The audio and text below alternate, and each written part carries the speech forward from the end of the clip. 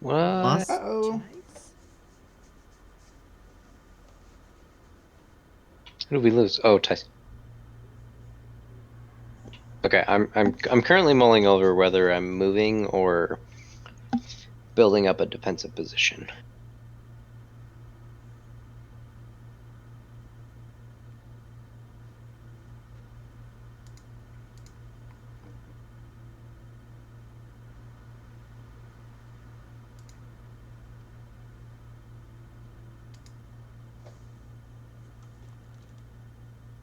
If you build up a defensive position, it actually could theoretically reach you next turn.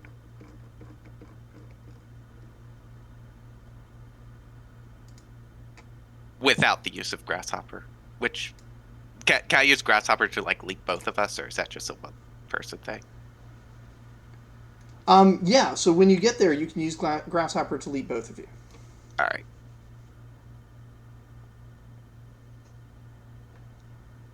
But right now it's Kofrik and Mari. And then something special is going to happen.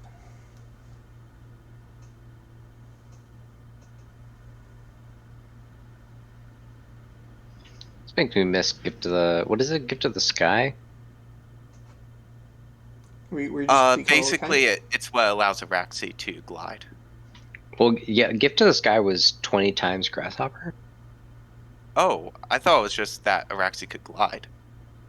Gift of the Sky, I don't know what the current rules, because we don't have anything written for it, but the original thing was 20 times your height as an Anu, which isn't a lot when considering an Anu isn't very tall. But It is for this structure, times what Grasshopper gives. right, so it basically would have been almost the structure in one go. But Araxi can't disassemble this. I'm telling you right now, Araxi could stand up there for 10 rounds and wouldn't get disassembled. Yep. Well, you That's could the do tough it, part. you just die in the process. Yeah, that's when I get a game over for that character. So I think knowing they're headed up here to assist.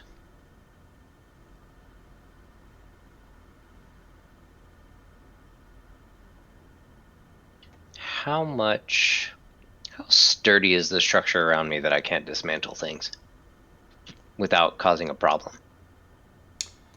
This Like, what's this structure- tower made of? So this tower was made in the olden days by elvish hands. This tower has withstood multiple millennia. Yeah, but that's people not trying to break it. True.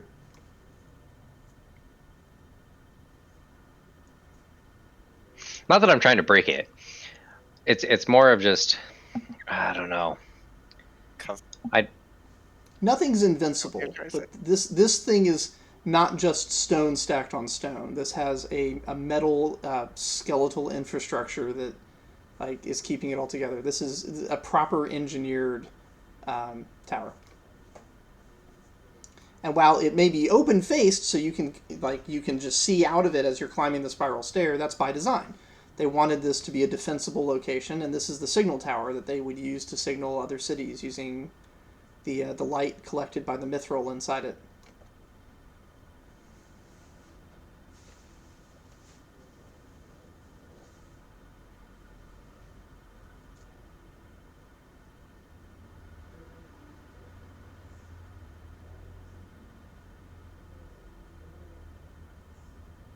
Interestingly, over the years, they have had to raise the tower as the weight of it and the general sinking of the city does slowly over time push it down. But they have techniques for that. Pulleys, lots of pulleys.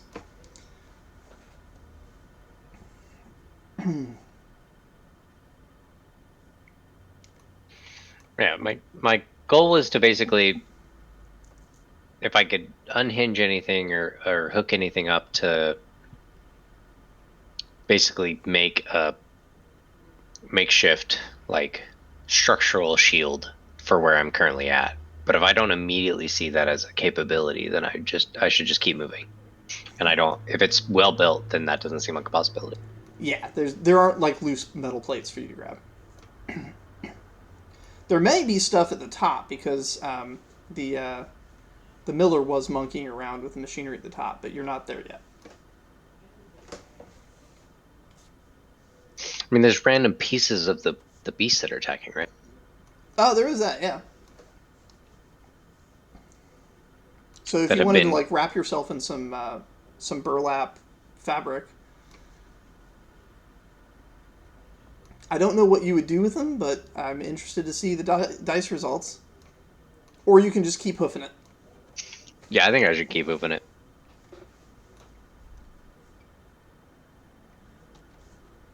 All right, make that die roll. I'm going to roll the attacks that are coming against you, and then Mari, you can try to do something.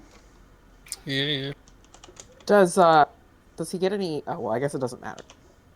I was gonna ask if there was any pips or advantage for Zara's help. I'm just really the good at first one putting is one entirely foot negated. in front of the other. The first attack against you is entirely negated by Zara's instruction to duck and then jump.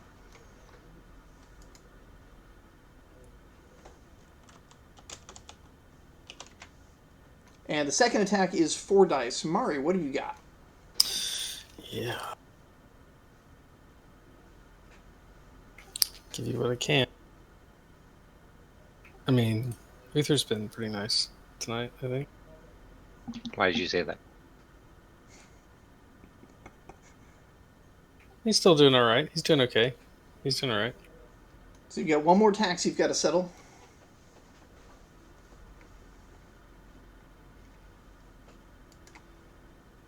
And then we're back to Araxi, but also the Elros and Gallista group is on the same initiative as you, Araxi. And they have no longer dealing with the Shadow Man. That situation is settled. So Gallista is looking back up at the tower and is arming her bow.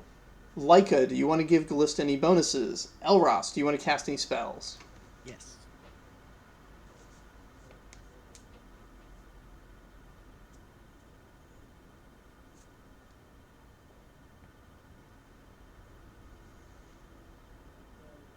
Momentito, while I calculate my dice again for the nth time. For me, I tax a notice to. Okay. But at this point, it's a familiar tune, so I know to look out for the next hit, and now I can jump out of the way.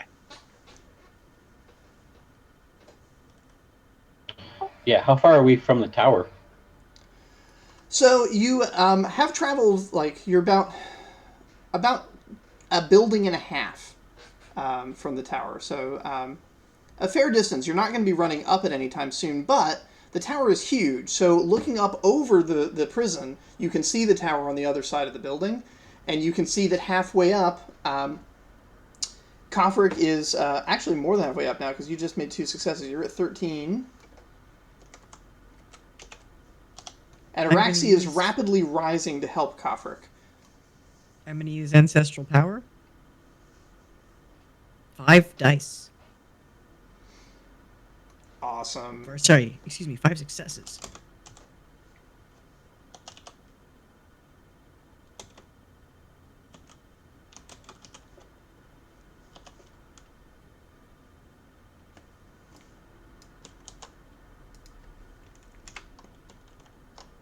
Holy fuck. And remember, she's hasted, so she gets to do it twice. Okay, so for this next round, Araxi, Kofric, you don't have to worry about anything. The sky is full of shrapnel as 2 gigantic ballista bolts rip through the swirling masses, scattering parts into other parts, creating chain reactions of destruction. And it's done so expertly in these tunnels around you that you don't have to worry about the shrapnel at all. What ancestor did you have her call out to? I'm curious. I mean, I don't really know her ancestors, to be honest with you, so... Neither does she, so that's Fair the enough, cool thing you know. about being a bard. You can just make shit up. I'll say it's the Great Huntress. Alrighty. Whose arrows were as numerous as stars, or something like that. My great huntress ancestor, of course. Of course. Surviving.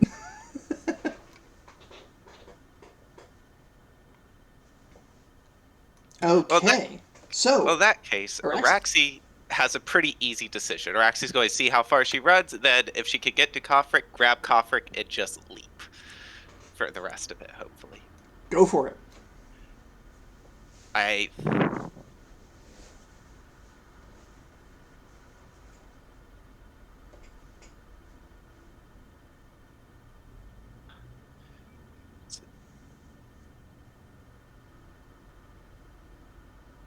Six successes, so I'm 2 below you, Kofric. He runs back. With 2 successes, he could do it. I just like trust fall. Yeah. Carry me. Can we do that? Can I...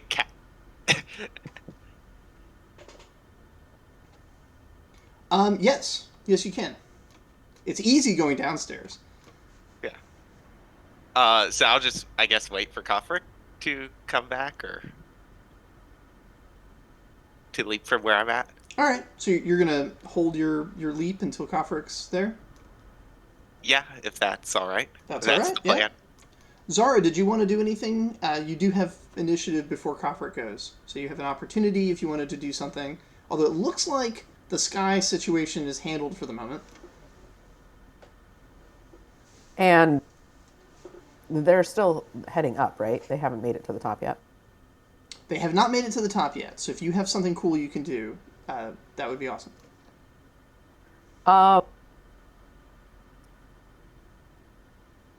Yeah, the only cool thing I think I could do is the future sight thing. So Maybe scan for impending threats as they crest the top. yeah, that's what I'm thinking. I want to kind of, I don't know if I can really time when I'm looking into the future or whatever, but like roughly try and time it for when they might be making it to the top based on my calculations of how quickly they're ascending. Cool. Whether or not you can do that will be determined by the dice. Go ahead and roll.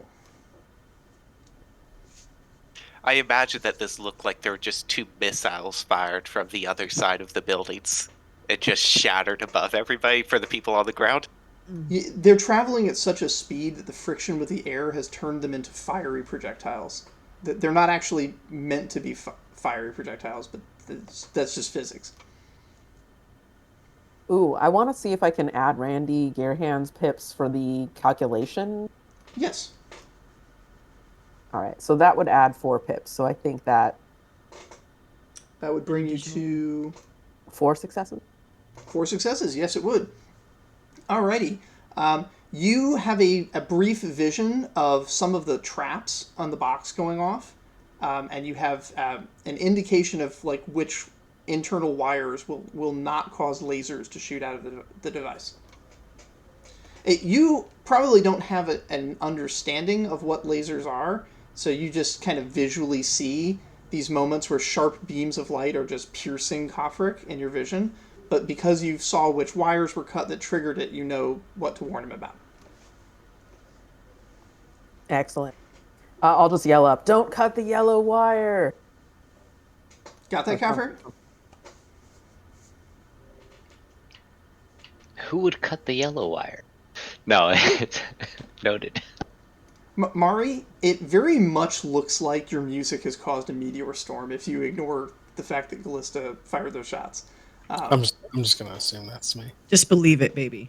I got you next time. I'll give you a little boost with my music. I can't wait for Leica and Bax to team up. That's going to be great because Bax has heroic potential. The time may be coming soon. I know it's going to be so sick. All right. So Mari, if you want to do anything, you're welcome to. Otherwise, we're going to cycle back up to Araxi. Oh no, wait, Kofric. I'm sorry. That's right, Kofric's turn. Yeah. You do a thing. If you want to do a thing, do a thing. I think I've already done my thing, right? Did I? You haven't done anything this round because Callista cleared the sky for you. Oh, okay. I'm just jamming then. Cool. I posted my gift. That's my action this turn. Right on. Kofric, your go. Do you want to head down to where Araxi's waiting to leap you up? Yeah, this round got confusing, to be fair. I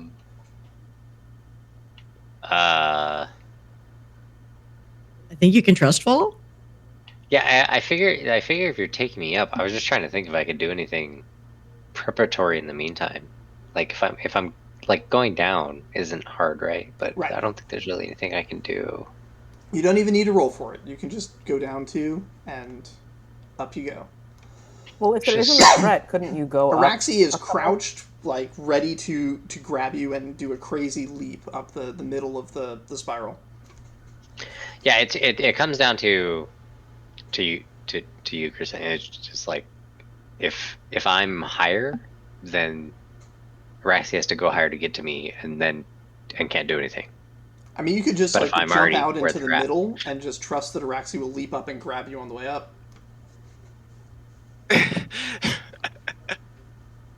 That's definitely a roll of some type. It is.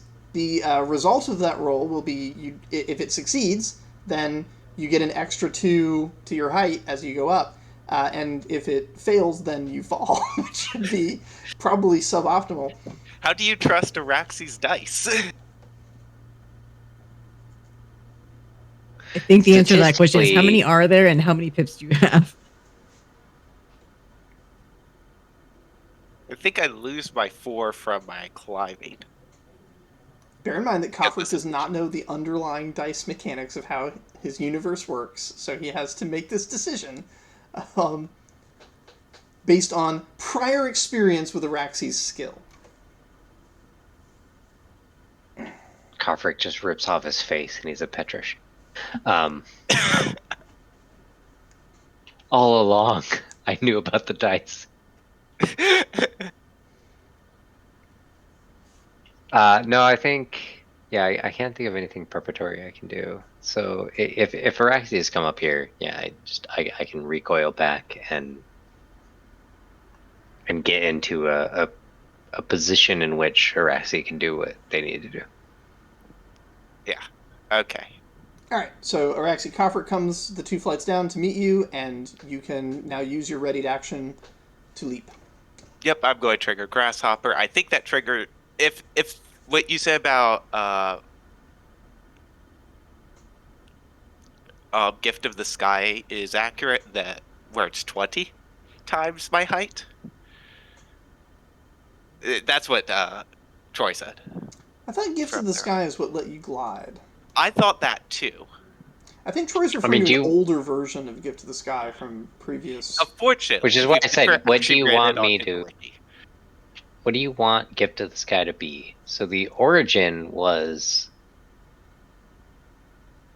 you use Grasshopper to leap 20 times your own height, and like the gliding was an aspect of it. Because if you started from a high height, you could glide. Yeah, he did a lot of reconnaissance for us, like all the time, using that. Well, I was just a flying squirrel, flying frog, just mapping out entire areas and coming back. That's what Vale did. But I understand we have changed things over time. So what is Gift of the Sky now? I don't know. I've been playing it as I could glide via the use of Grasshopper. I could leap up in the air and glide.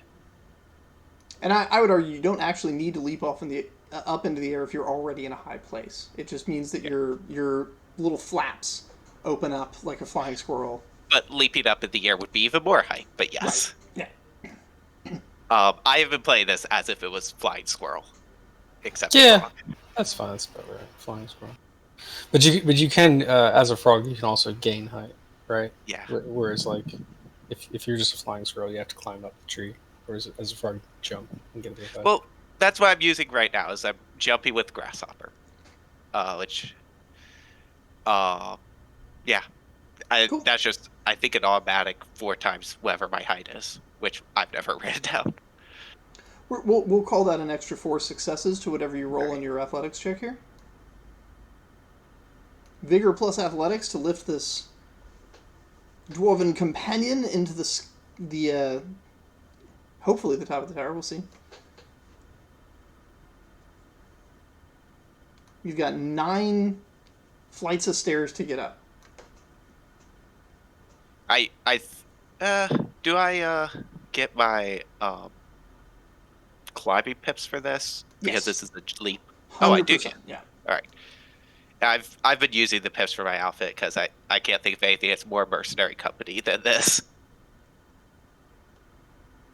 They're going to be so proud of you. Okay, 6 successes. You guys are very close to the top. Plus the 4. Plus the Oh, 4. plus the 4. You're at the top. Yeah. You did it. Okay. Get back to Araxi my takes notes. one look at the box and says, "It's your turn now."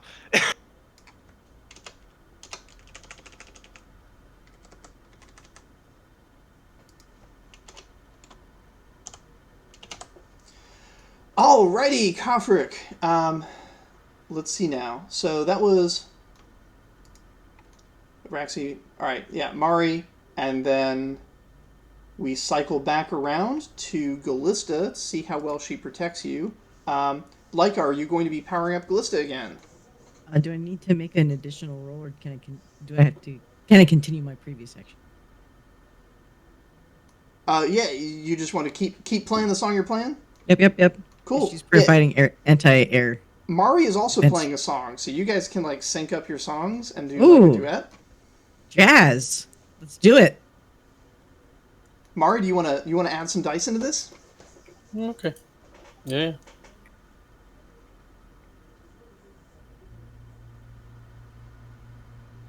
Between your sonomancy and Leica's bardic skills, you together kind of make a harving.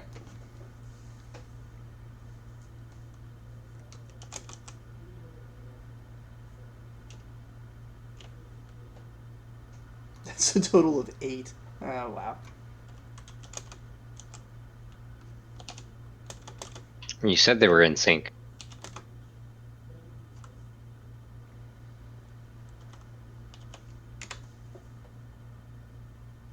Right, so Galista clears 3 of them with the first shot. Uther's going to get mad at you at some point. Wow.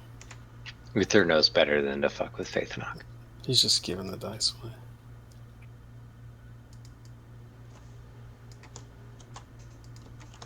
Can you keep the seed running?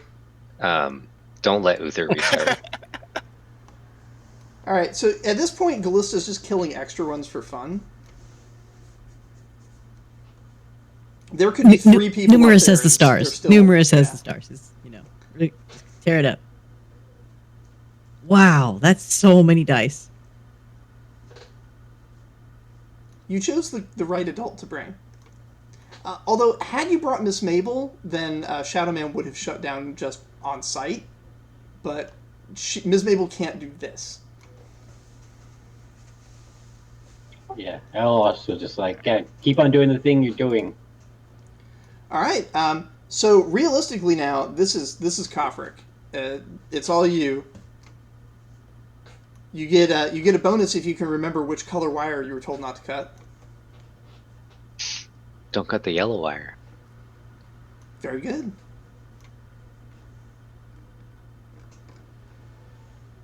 Trick is there's no yellow wire. No, I'm just kidding.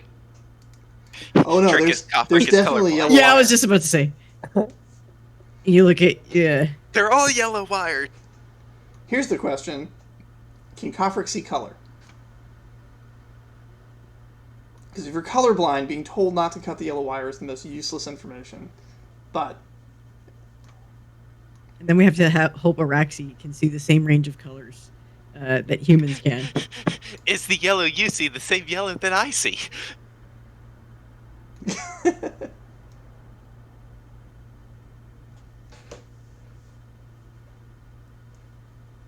It'll be one of those amazing moments where it's like, I took a deficiency. I took an eccentricity that was colorblindness. It would never come up. I thought I was smart. No, as an engineer, you would never. Back we were playing 2Es. I can't remember who it was. It might have been Lee. Repeatedly took, like, he wanted to buff his ranger class skills up, so he took allergic to bees. And that was great. Oh my god. Ah. Yeah, there's So some many silly bees. stuff you could do with the player's options stuff. It's pretty awesome. All right. Did you just roll a dice to decide if bees or? So many bees. All right, All right. Coffer. You see the machine. It does have ATG, but the font is wrong. It looks like this was disguised as an ATG device, but is in fact something else. Go ahead and make a roll. This is going to be your cunning plus engineering plus datal.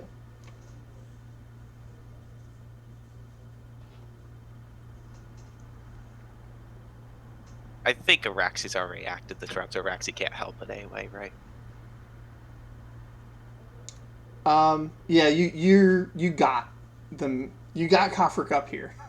That was if I wasn't Coffer- sure if the round had rolled over or not. Actually, yeah, it would have. So you do have an action if you want to do something. Araxi will basically just be like, if Kofric needs like Araxi hold a light or something, or like, hold something so it stays very still. Araxi will do that, which I guess would be Labor. Yeah, sure. Araxi doesn't have it much. And I can't see a way that my potential would apply here. No, but agility plus labor to be helpful, but not in the way. My pips for my uniform should still, because this is just basic stuff that you would do as part of a mercenary company. Part of a crew. I mean, if anything, you could reduce the light. There you go. You get another 2 pips from Araxi. I figure as long as a Callista is shooting them out of the sky for fun, Araxi does not need to shoot more out of the sky for fun. I think this is the first time Gallista's ever been under the effects of a haste spell, so Gallista's just having a ball. It's like the world is in slow motion. Yeah, she's intense. She's like taking her sweet time lining up just devastating shots. She's lining up these crazy trick shots where things are ricocheting off other things at weird angles, and yeah. At some point, if this goes on long enough, she's going to try spelling her name in the cloud of debris. I don't doubt that she can do it. Yeah, the only issue is when the haste spell ends, it's going to leave her fatigued because all the energy spent up was. It's all going to suddenly come crashing down. Is potential advantage? It's dice, right? Or is it pips? If you're using your potential, then it's dice. Dice. Okay.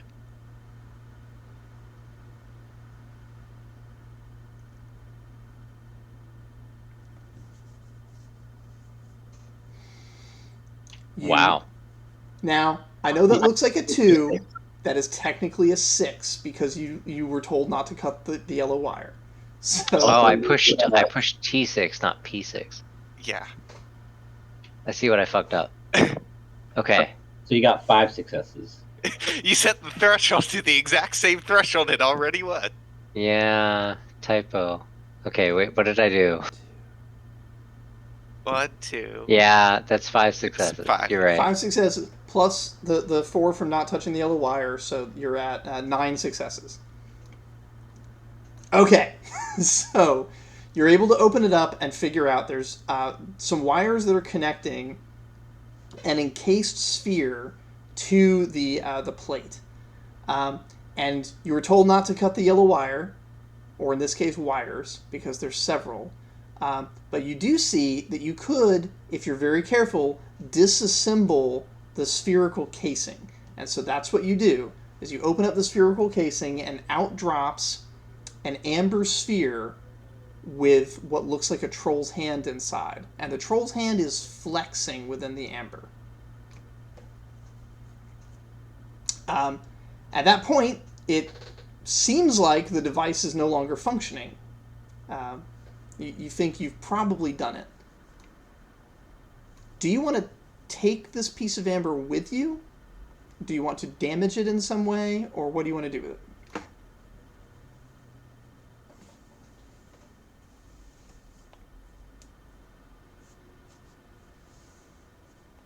If it's a troll's hand, if we destroy it, won't it just grow back on the body of the troll?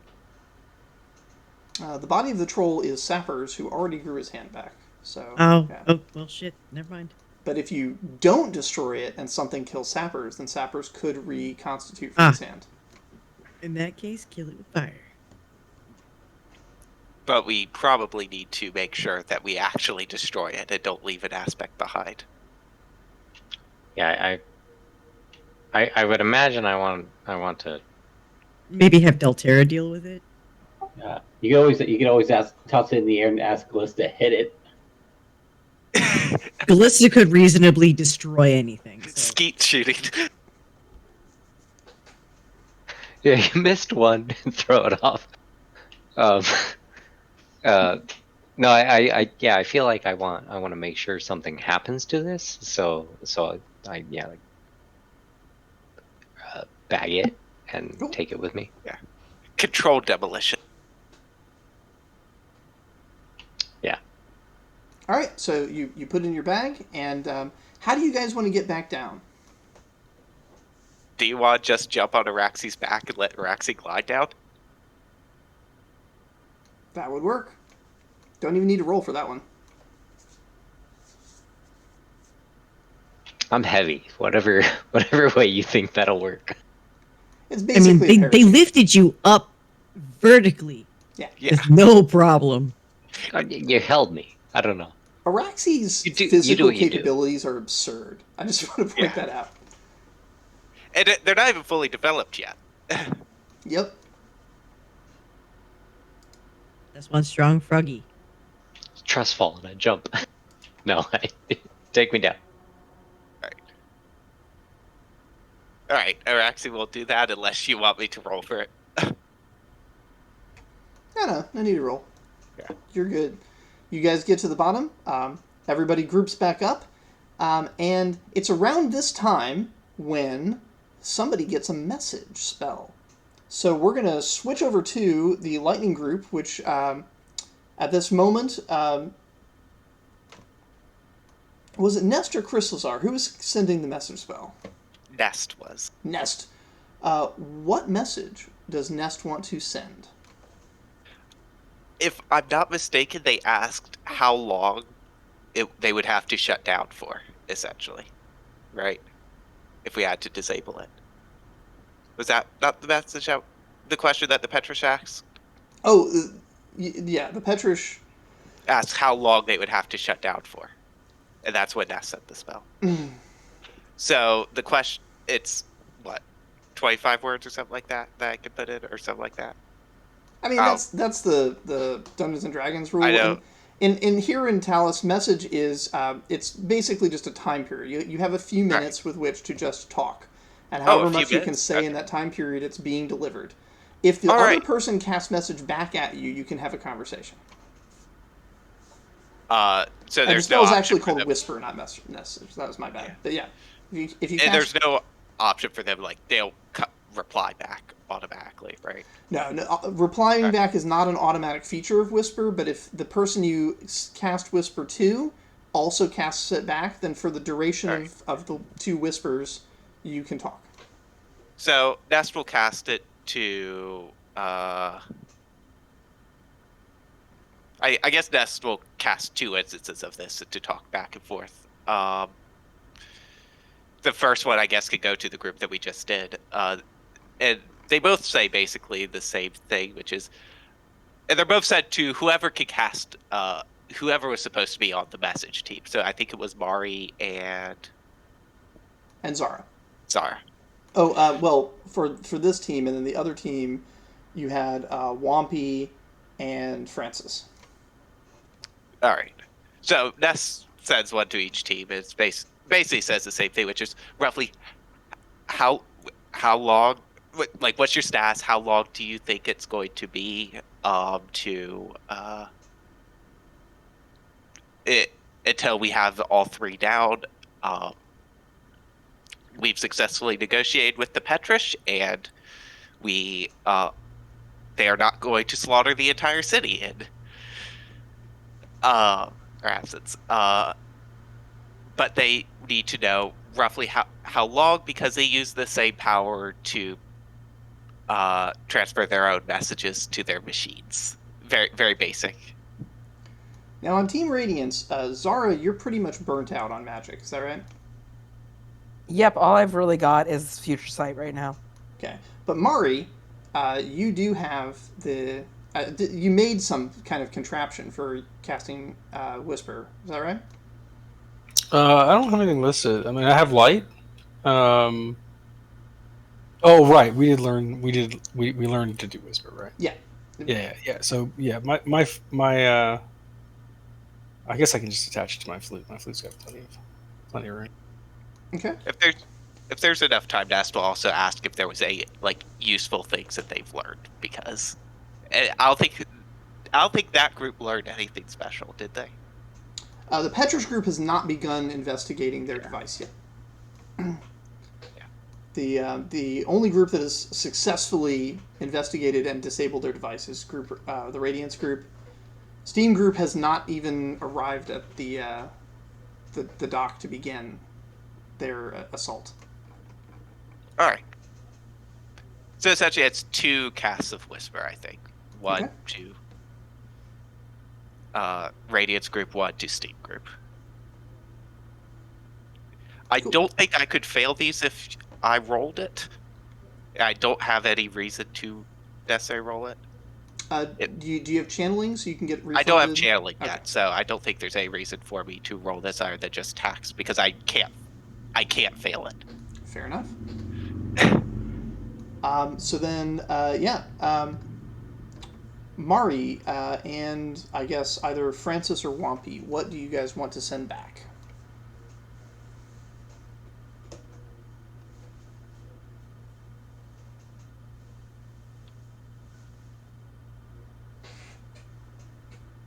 Mari, you do have some knowledge about the device now. You could send to help the Lightning team take care of theirs.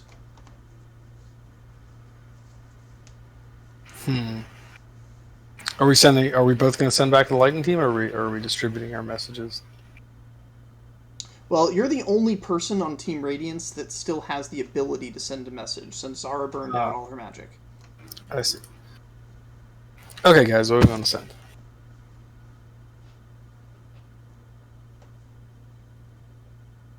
Kofric, you learned 2 important things about the device that you might want to send.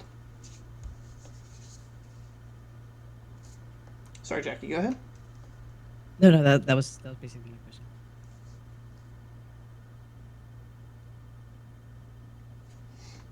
You learned first and foremost that the devices are trapped, and that you want to be careful of the trap and perhaps not cut the yellow wire, assuming that they're all set up the same way.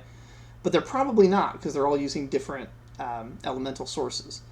And then the other thing you learned is that the what's making the spell work is the amber orb inside. If you can remove the amber orb, then you don't have to disable the rest of the device. All right, I'll send that over. So I just say there's an amber orb. It's the power source. You can remove that, and it'll disable the device. Cool. They're trapped. They're trapped and protected by golem creatures, and you can cut the yellow wire to. No. I'm sorry. No. I flute that back. You can cut the not yellow wire to disable it. Assuming the others are set up the same way. Assuming yours are set up the way ours are set up. So that brings us back to the Lightning group. Chrysalisar, Nest, Reggie, Andre, Bax, and Kyleel. You guys are with the Petrish, standing around their communication device, which is a source of electricity. It's a little ball of elemental lightning that they have jarred, which they have connected to a device that connects to the railroad tracks so they can send messages through electrical current through the railroad tracks back to the Petra City. something has been inserted into this device that is sapping power from it, but not enough to disable it.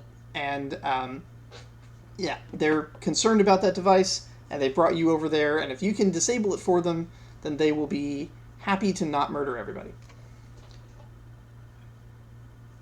Yeah, all of you have an opportunity to try and do something either to the device or politically negotiating with the Petrish.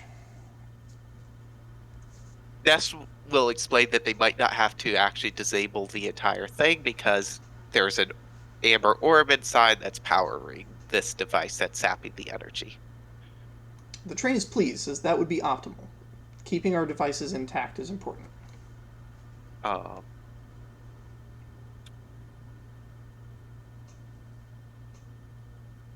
Do we have anybody here with engineering skill?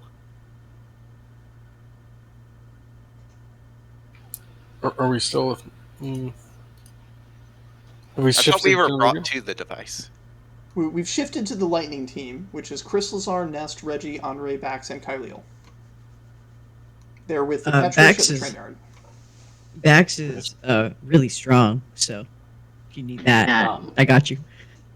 What are the? You said the spheres are made out of ambers. That's right. I might be able to use my pharmaceutical kit and maybe dissolve the orb. We have to get to it first, is the thing, which is why. Because it's behind something, presumably. Right? Yes, you cannot see it. You've just been told it's there. What's the container on it? Metal. I could make something corrosive. That might set off the traps? It Or also it might might damage disable the them. Petrish device that they don't want damaged. But if you're okay with that, and if you can make some good diplomacy rolls, Uther hasn't been hating you as much tonight as it did that one night. It would be hard for us to go worse. We nearly slaughtered the city on accident.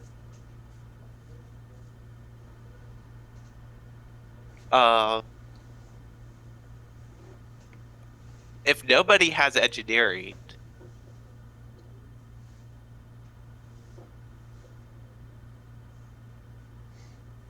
Andre, do you want to try and do something?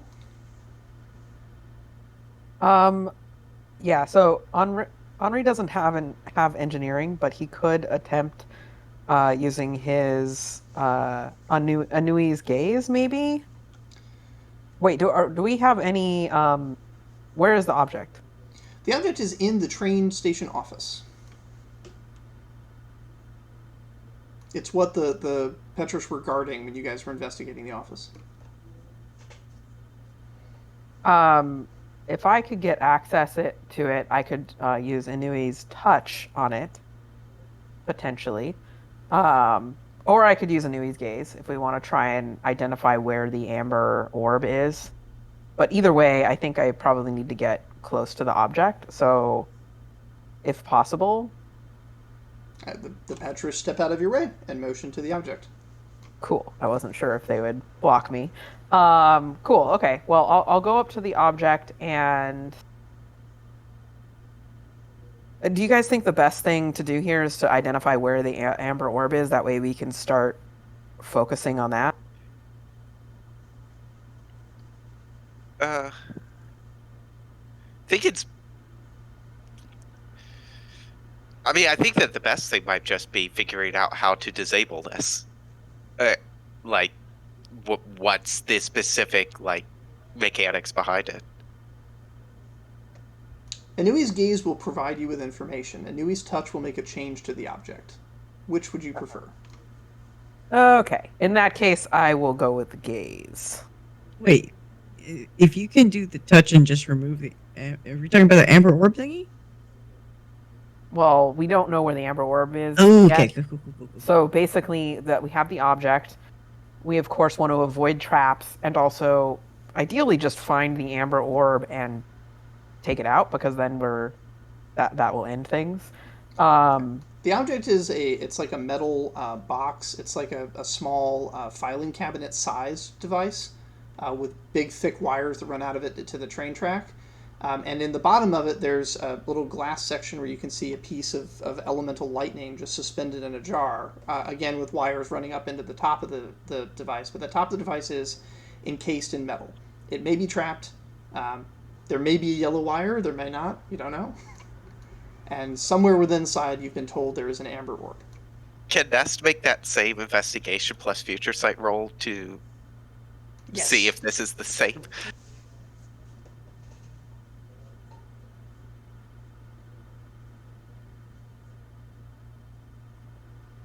It's a blue wire, but otherwise the Alright. idea is the same. Yeah.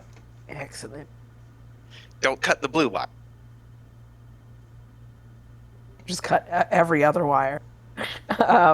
Okay, so so Henri is going to use Anui's gaze, ultimately trying to learn where the amber orb is, and anything else, I suppose, he might learn. Cool. You took that as a talent, right? I sure did. Awesome. So you don't need to roll. You just need to tax by 2 your potential, and yeah, you use a new case. Cool. I have a focus, so I'll be Perfect. applying the tax. All right. You see inside it like X-ray vision. You see there is an amber orb. It's connected by wires. You also see that there are these capacitors that look like they're designed to electrify the outside of the case if the outside is pried open. But it's just regular electricity. So depending on how much your character knows about electricity, you might be aware that wearing rubber gloves would solve that problem.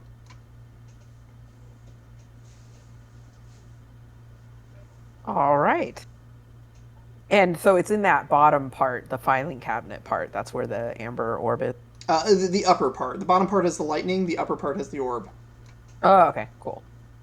All right. Well, I will relay that to the group, mentioning the electrified box, making sure to point that out. Yeah. Potentially, Maybe Cal, since we're doing a little bit more diplomat, maybe convince the Petrus to rip open the box, because the electricity won't do anything to them if it's a trap. I mean, it might. It's damaging. Yeah. Well, But- they have conduit bodies. Yeah. The Petrish, they're not above just letting some drones take some damage. They just don't want to do much damage to the box itself.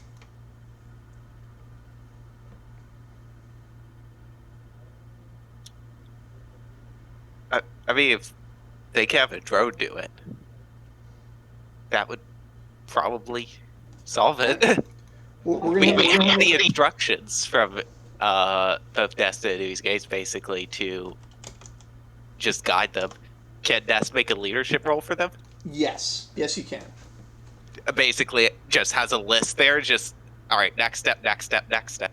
And I would like Reggie to also make a persuasion check to convince them to give you kids command over a drone.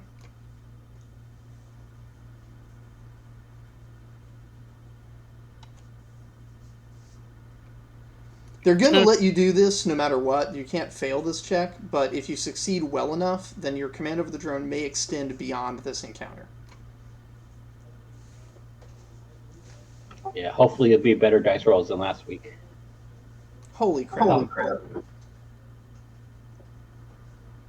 right, Ed, Reggie is given a gauntlet to wear that has some dials on it that you can use to give commands to a Petrish drone.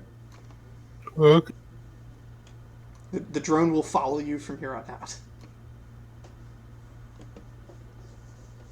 I guess those leaderships are to Reggie to make sure Reggie's putting the correct instructions. And that's the drone's rolled following instructions. So with a total of 6, the drone does successfully open the container. It takes some damage, so it's not going to be at full health for continued encounters from here. But Yeah, the container is open and you can see the amber sphere within. Remembering to cut the other wires, not the blue ones, you loosen the amber sphere and you have it out. And you now have the other hand, leaving only the feet. One of which is in the ocean. So we're going to switch again. We're switching now to the Steam team, who has probably learned a whole lot about what to expect when they get to the device. But they have another problem. They need to get to the secret shipyard. So we're switching now to Shari, Wampy, Glup, Trumpy, Mina, and Francis. Now fully loaded with all of the things you could need. You guys head to the park. You don't encounter any of the golems on the way to the park, but arriving at the park, you see that the rising sun coming from the east behind you is casting long shadows in front of you and is glinting and glimmering off of the bronze statue that stands over the secret entrance. The statue is a statue of a woman in the process of dropping a sword as she stands in awe of the beauty of the garden. The sword is technically still part of her hand. It's all one solid piece of bronze, but her hand is open to show that she has let go of war and is accepting the beauty of nature. It's an old statue. It's been here for a while, but it's one of the few that's solid bronze, so it hasn't had all of the bronze plating picked away to show the granite underneath, as many of the other statues here have. This is a beautiful garden, but the city planner is smart enough to know not to put valuable material out in the open in the city of Celebre, so it is mostly made out of granite, but it's a nice green space, very, very nice for the health of the people who are coming here for some mental relaxation. And the statue has always been a popular symbol of, like, taking a break from things, to enjoy this moment of peace. And the statue is surrounded by a swirl of shattered bits of granite and park bench, which is in the shape of a kind of parody of the statue where the sword isn't dropped, but instead pieces of park bench have aligned in the shape of a sword that is wrapped around the otherwise unmoving statue. The secret entrance is in the back behind the statue. It's an area that's meant to look like a supply closet for the materials that they need to just keep the bronze from rusting, so that for oxidizing, they polish it so it stays shiny. But in reality, the back of that closet is a secret staircase that leads down to the shipyard. Bear in mind, you do not need to defeat this golem, you just need to get past it. What do you want to do? And we can go in initiative order if you want to, but it can't take a swing at you until you get close.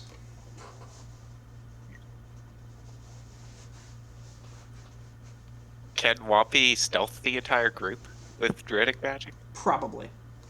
I think you have that, Song of the Night? Which is basically Pass Without Trace. I don't have I have esoteric improvisation. Oh, I improvise. Okay. Yeah, improvise. But yeah, basically that. That's what I want Wampy to do.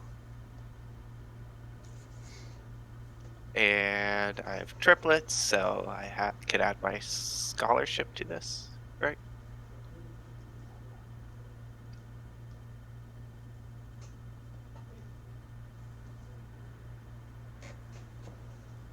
I have 7 pips remaining on my.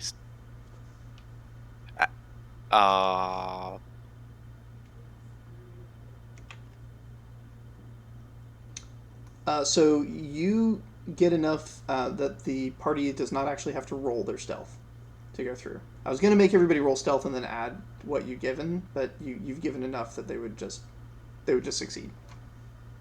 The relief? It has sharp eyes, and you're just like 1 point sharper than it is in terms of stealthing everyone. So you guys are essentially, as far as the world is concerned, you guys are a gentle breeze rippling the grass as you pass through and enter into the shipyard. Inside, as you go down the stairs, you see the sleeping guard that would have been on duty.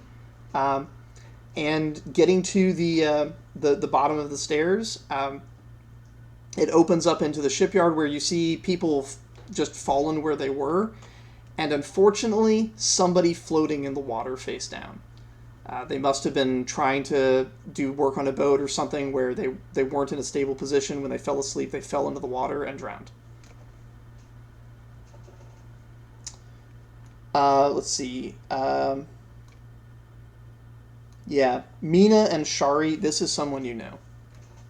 This was a good engineer, a loyal Celebran. Yeah.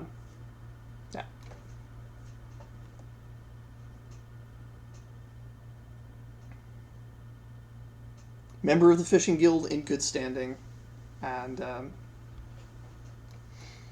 now she's dead. Yeah, I guess Glup will jump into the water and help pull them out, just to just not to leave them in there. Okay, good.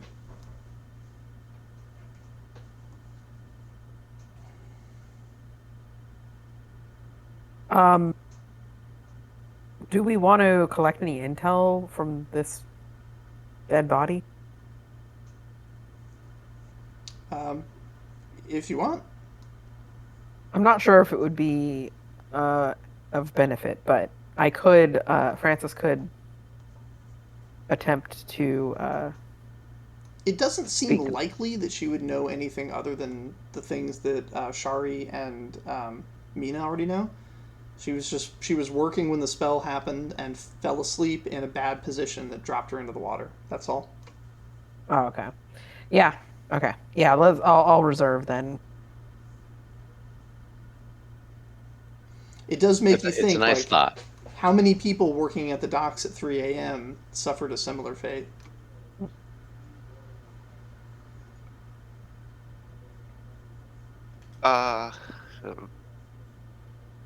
Were there going to be something we were going to pick up here before we sailed, or are The we boat. just other than the we, boat? Yeah. we came here for the boat. Yeah, close. Opens fridge. Why did I open the fridge? Is there a reason we're at this shipyard? Sorry, what I meant to say was, is there anything that we wanted to grab beyond the boat before we sailed out? Was there something else here? I guess if there's supplies here, that might come in handy. Rope. I don't know. We're about to go off. Most of the supplies that you need are already on the boat because this was where the boat was being built for that purpose. Cool. And There's no explosives here that we might be able to use. So the boat's cannons are magical cannons. They're powered by those little beads, and they're pretty awesome cannons. They fire a projectile that is a magical force that just pushes like a cannonball through material. I was more like planting on the device if we need to.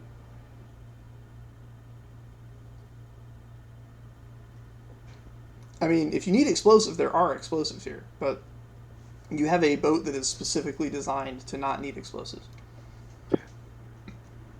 Yeah, it was more like because Glup is going to be swimming in the water over. Like if he sneaks past the thing, he might be able to attach them to the actual device. Oh, just blow the device to smithereens instead of working on it? While the dragon is distracted. That's not a terrible idea. Because he can go invisible and stuff, and he's probably one of the best stealthers there.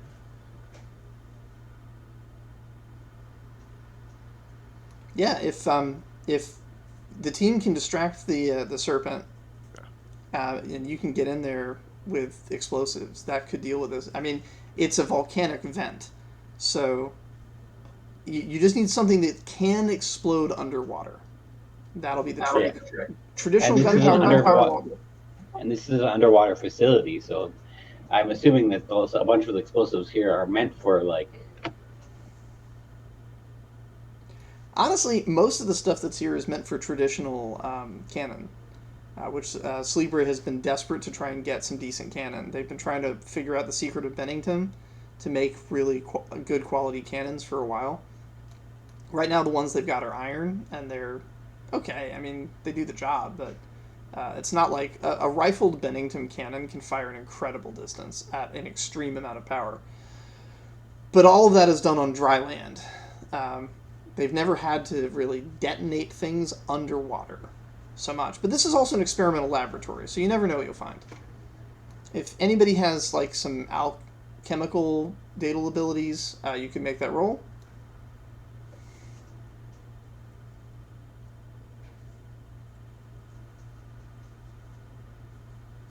Yeah, like I got investigation and crime.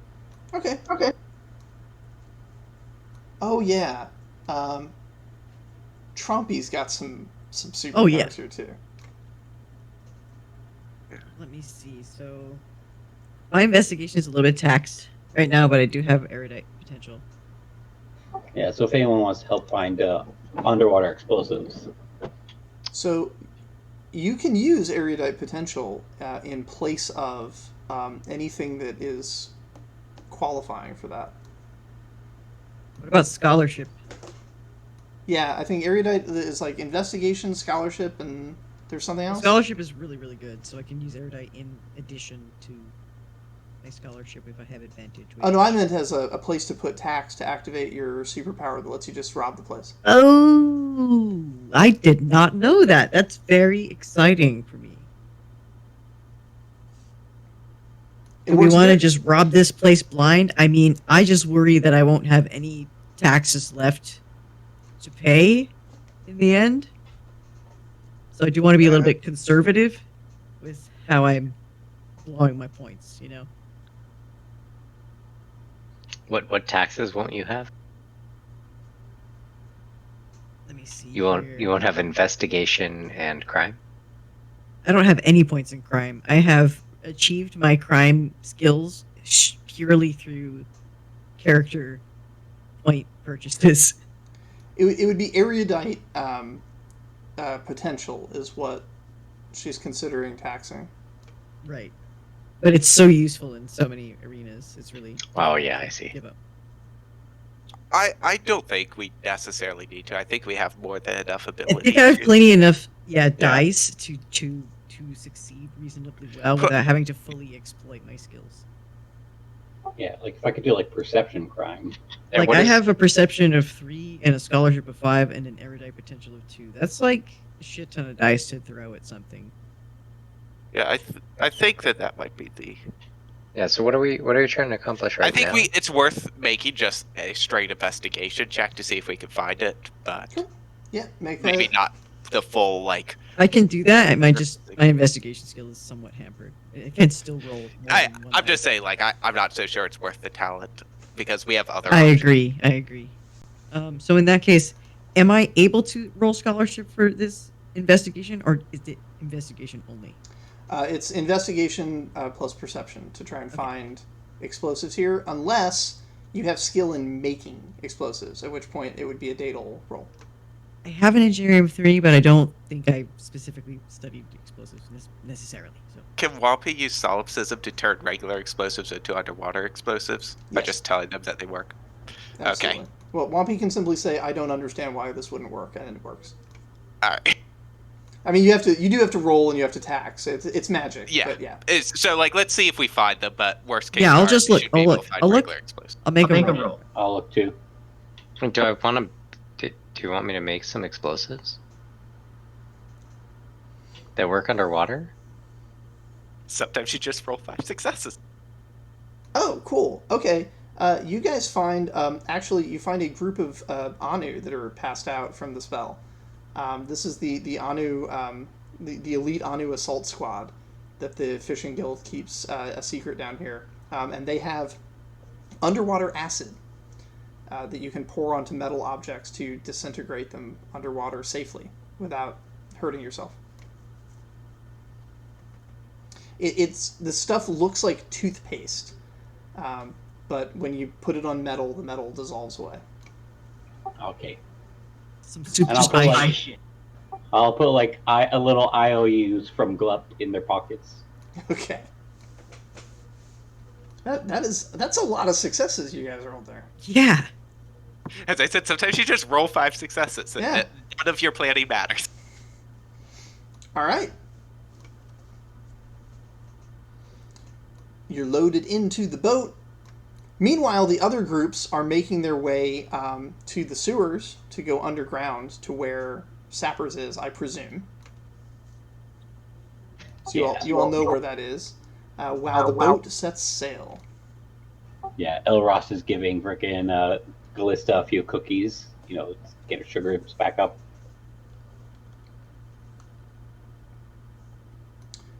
All right. Who is going on the boat and who's going into the water? Gulep is We going have in the water. potions, so I think anyone can go, right? We have potions of water breathing. And Yeah, we heat have resist, potions so- of water breathing and fire resistance. Yeah. Yes. Um, It's a mixed thing. You drop one in and then chug it. can Yeah, Wampy... It's like a Jaeger bomb.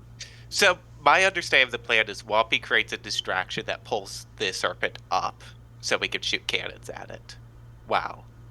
A second team goes there. Does Wampy have to be in the water to create that distraction, or can I just reach basically over the side of the boat and just... You can do it from the boat. Yep. Alright, then Wampy is on the boat. Cool. Who's on the helm? Who has piloting? Sorry?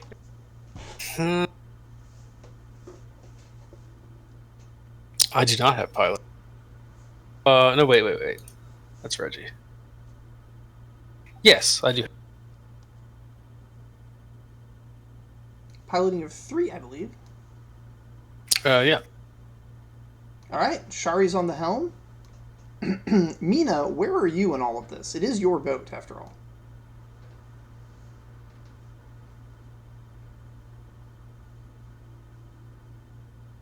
I mean, I don't know. I make it work. That's what I do. All right. So you're I'm- on the boat, like in an engineering capacity, ready to fix things that break. Is that right? I can be on a cannon, but also like able to move if I need to. So just the most available cannon. Okay. Glup, I presume you want to go underwater. Yes, and Gulep will also, even though he doesn't need to breathe underwater, he'll take it because it has that fire resistance in there. And he's going to be the one that's probably getting closest to the volcano sort of thing. Yeah, that's a good call. Trumpy, where are you? I'm not even sure. I'm not sure what capacity I would best operate in. I feel like I've done. I almost did the rolling I could have done for this so far. If you want to stay on land and do investigation checks on the maps, you might be able to find interesting things there. While the rest of them are off doing this. If that would be helpful, I can definitely gain intel. Awesome. And then Francis. Did you summon like a fish or something? Do you have like a skeletal? Oh, it was a seagull, wasn't it? I think Yeah. it was a seagull. Yep. So what would you and your skeletal seagull like to do?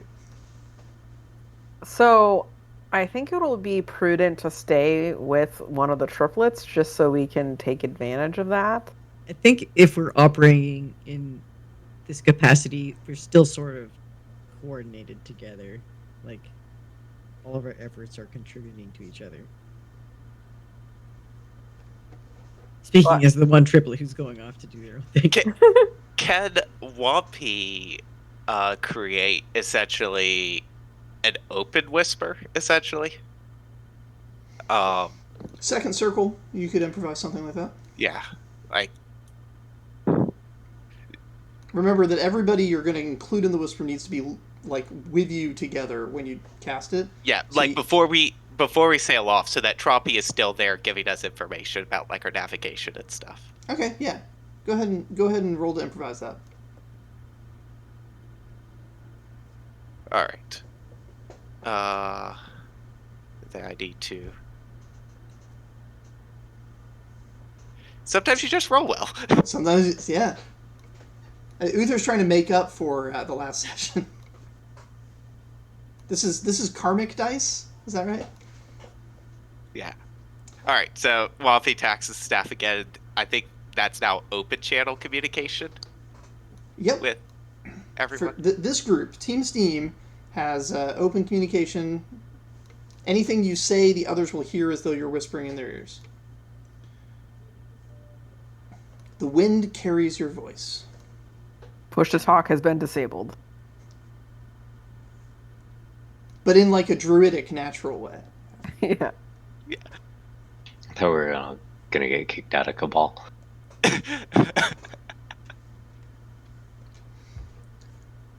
All right. In that case, well, I think I'll stay on the boat just in case, so I might be able to help there. Because I believe we're luring the snake up and then we're firing cannons at it from the boat. At this moment, are we even needing anyone in the water? And I just don't know. I just don't even know if Francis would be of help in the water. So the team that's in the water, their job is to wait till the snake is lured away by the boat, and then go in and deal with the device.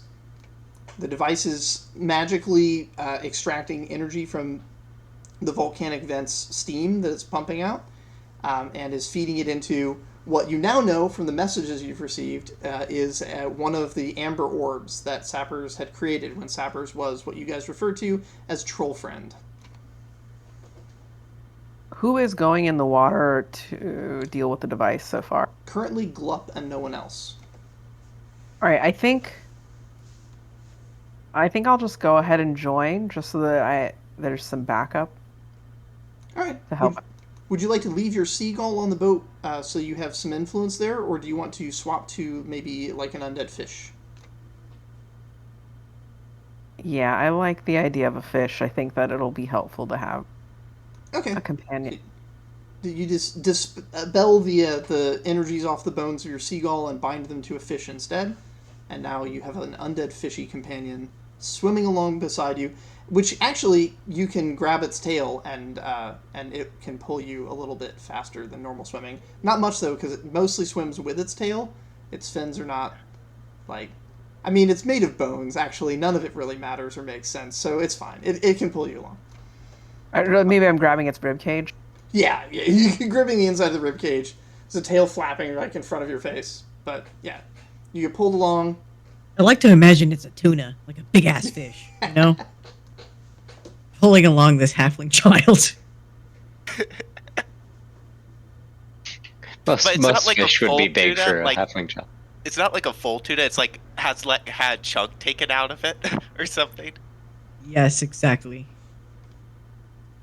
Oh, that's perfect. All right, Shari, I'd like you to give me a quick piloting check just to make sure you can get out into the harbor without crashing the boat into the side of the walls. You need at least one success here, but if you get 3 successes, I'm going to give you a nice little bonus. There we go.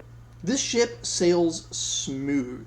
Smoother than any ship you've ever sailed because it doesn't need sails. This thing is propeller driven, and that is unheard of in this universe.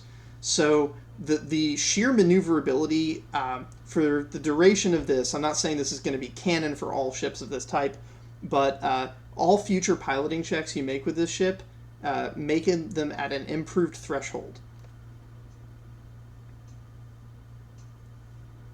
As this is a very well-made ship. It's, yeah.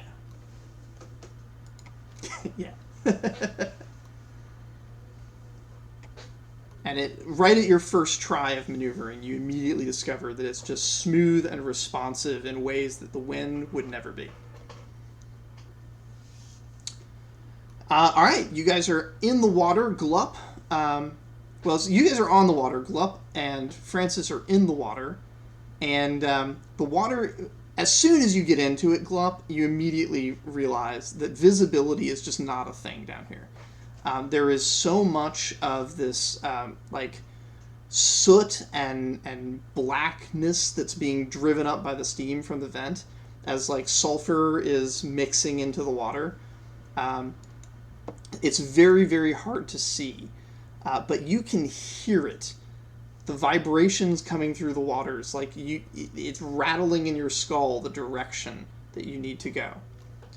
Francis, you're not as familiar with underwater, but your fish knows the way. So you can just let your fish swim along behind Glup to guide you. But what this does mean, Glup, is that you currently don't know if it's safe. Do you want to try and do some stealthy maneuvers in, or do you want to wait until you hear from your team that it's safe to go in? I guess I'm going to start doing my sort of stealthy approach because I assume that the moment they go to the ship goes out, that they're going to cause some distractions. But I'm going to also turn and I'm going to turn into black soot myself to look like with my gift of the lizard or whatever. Awesome. By going in early, you're buying them extra time, so they won't have to distract it for as long. However, there's a chance here that you're going to get spotted and get attacked by the serpent before they get a chance to distract it. So I need you both to make stealth checks. And you'll be stealthing against the serpent's perception. Would it be possible for Francis to attempt casting invisibility? Yes. Cool. You have to beat 3 dice of perception from the serpent. Wait, would I have to do that for invisibility? Invisibility. If you cast invisibility, you get 5 successes, so you'll automatically beat it. Okay, cool.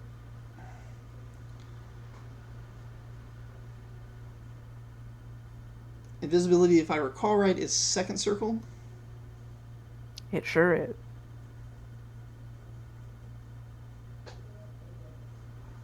Do I get any advantage for we stick together? You have specifically gone away from your triplets. One of them's on a boat, the other one's back at the harbor. I was hopeful that the conference call would preserve that. Yeah. It's useful, but no, you're not sticking together. You're splitting up. You're doing exactly what they tell you not to do in a horror setting. In what would have been a horror setting, by the way, if you guys hadn't researched this, if you hadn't basically used some cheat codes to find out what the serpent is, you would have been going into this blind and in the dark, and it would have been an awesome horror setting.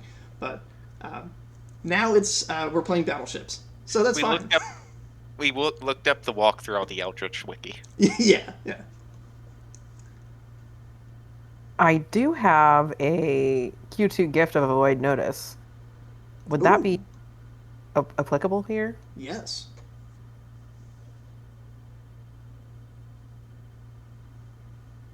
Okay, you successfully cast the spell, and you invisible yourself. And the Glup just vanishes by Glup's self. Because I'm assuming that I can use the 4 pips for swimming. Yeah. All right. So you guys are invisible. The serpent does not notice, and we're on to. I'm actually going to start going in initiative order here. Wampy, you're up. Well, it's time to cast the distraction, I guess. So Wampy's going lean over the side of the boat. I assume that we're kind of moving at a slow pace, steady pace. We're not flying out of harbor here. We're easing out because we're kind of fighting in the harbor itself, right? You're moving at whatever pace Shari decides you're moving. Shari, what speed are we moving? Before Wampy... As fast as is reasonably safe. All right. Well, you know what? It's a character item. Okay, Wampy reaches overboard and holds the staff against the water, and is going to basically feel through the staff for where the serpent is, and hopefully then create the illusion of 4 big noisy diver type reverberations in the waves that go down towards that serpent. Okay. That does make more sense than pulling the Bugs Bunny, try to make a sexy serpent to distract it. So, yeah. No, basically, I'm trying to convince it of a threat that's not there, and then as soon as I have its attention, they start moving, luring it towards the surface. All right, cool. This is a first circle effect. You're just... Oh, that was a lot easier than I was worried it was going to be. Wait, what circle is the sexy serpent? That would be charm, which I think is third circle? No. I basically just want to give it the idea that there's a threat and hopefully they follow that threat and pursue it. Does it have babies? Is my question. The serpent? No. Yes. Damn. The serpent is actually not even like an actual serpent. It's a pile of rocks that have been animated by the magic of the I spell. see. I see. So it is also golemic. Did not roll well on that. I mean, at least you I got, got it. You got it. You got the one. That is technically a success. Yeah. Yeah, you couldn't actually fail that one, actually. I mean, if I rolled all ones, I could have, but... Well, with Pip's 5, you would have got one success either way. Oh, yeah. Yep. Right.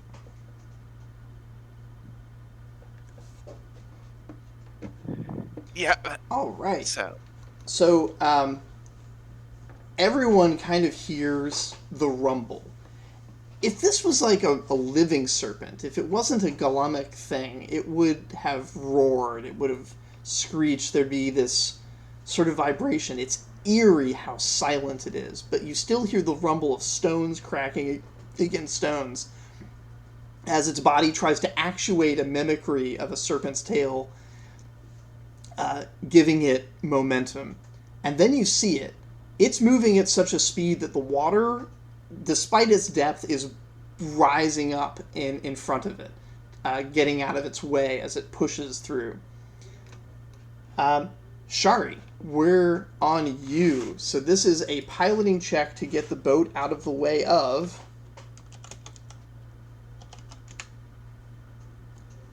6 successes worth of ramming against the boat. That's a lot of successes for him.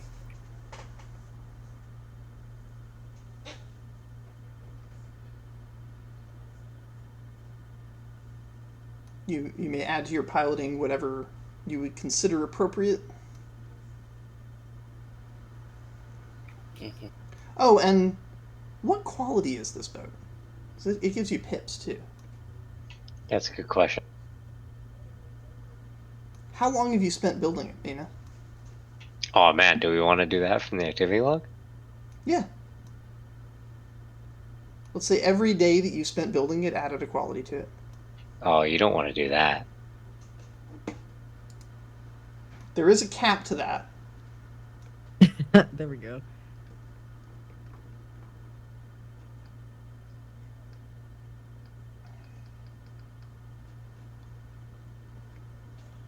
Two, 3, 4, 5, 6. somebody could check my math. 11 days. count. Okay. Well, we're going to cap that at 10. I'm not going to let you have 11. Yeah, like that's what I said. Good thing you put a cap, because it's 10. It's a quality 10 boat.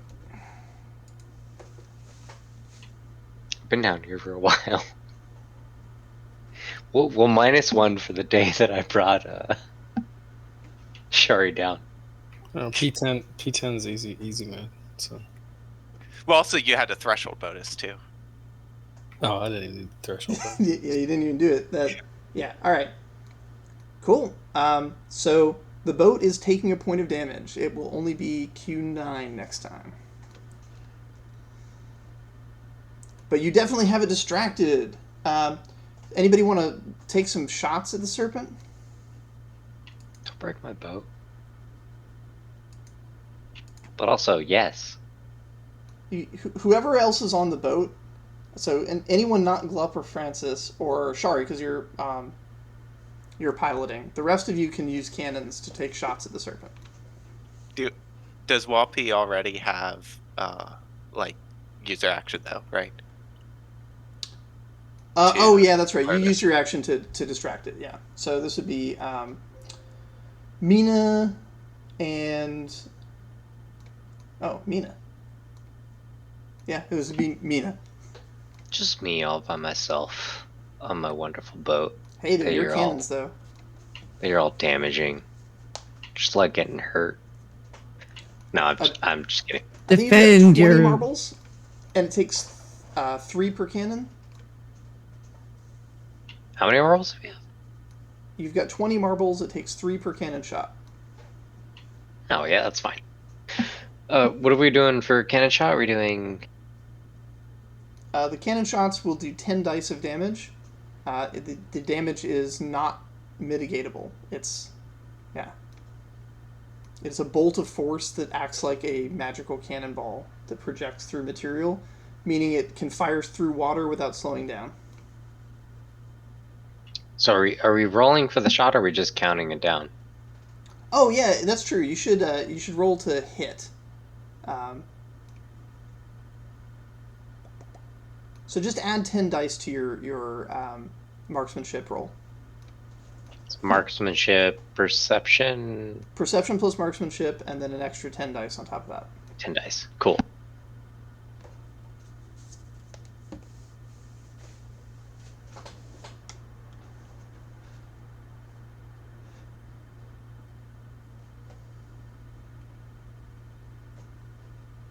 Okay, sorry. So let me do the things. Marksmanship 10. Putting on my Azafu mustache because I'm blowing shit up. That just makes sense. You know from Onray that it has 90 of something called hit points that you've never heard of.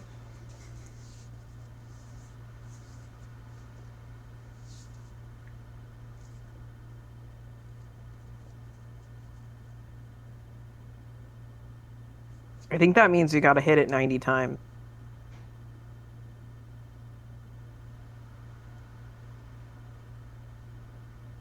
Come on, Uther.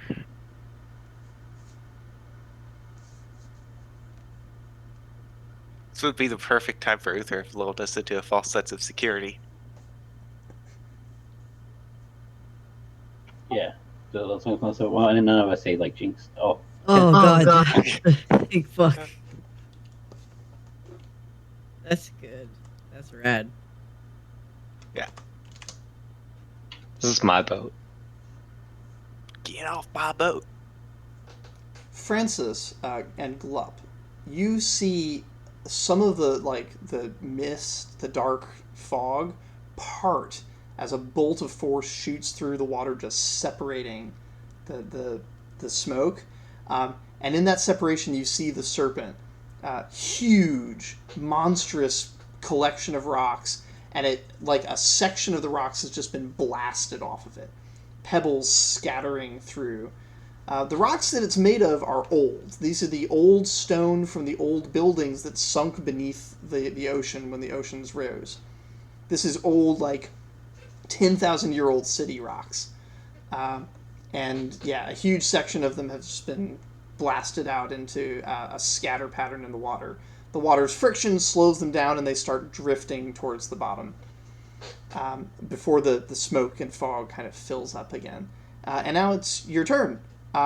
The creature is distracted. You guys stealth, so you're actually really close. So you guys can climb down into the vent now if you want. Sure. By climb, I mean swim, so it's not like really a thing. The potions protect you from the heat, so we don't have to deal with that. So now what you're looking at the device. The device is right in the middle of the flow of steam. It's got legs that are like pressed it into the fissure. There's evidence here that somebody used some kind of magic to actually open this fissure. It's not like a naturally occurring thing. So a spell was cast that kind of opened the ground where it should not have been opened.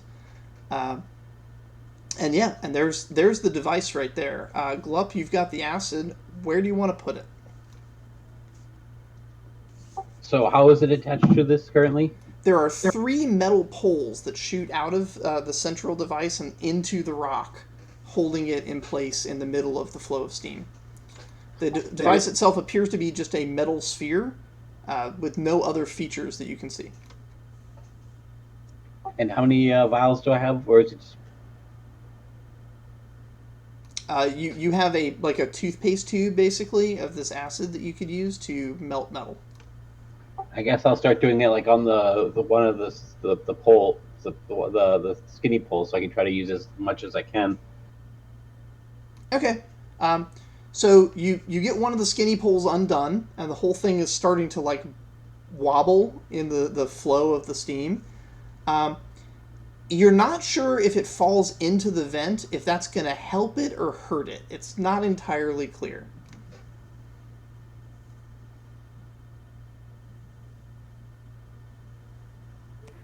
I guess I'll ask my ally here to hold on to it so we can maybe potentially lift it up from the vent.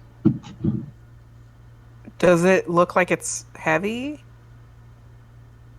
No, it looks like the steam is. It looks like it's heavy enough to sink, but the steam is making it wobble such that you don't think that it has so much mass you wouldn't be able to carry it, particularly with the help of your fish.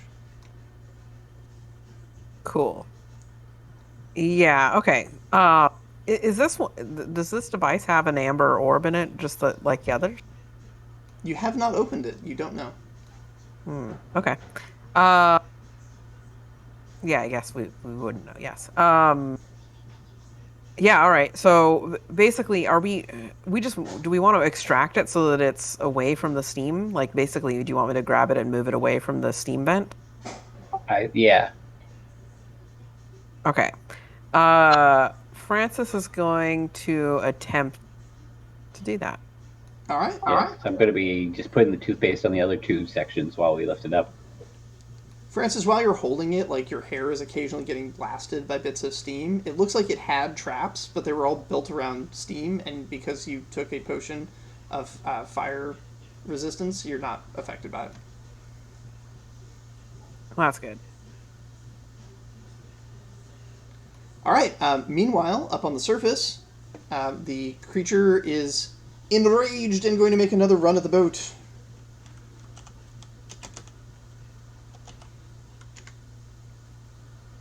This time for 8 successes. Shari, a little maneuvering check.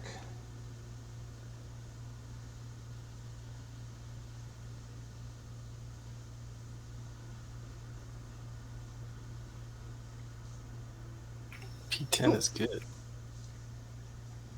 So you've got, well, it's not P10 now, it's P9. It took damage. And, and now it's just taken 3 more damage, so it's down to P6. I see. It was still okay, though. If it reaches P0, the it breaks. So, yeah.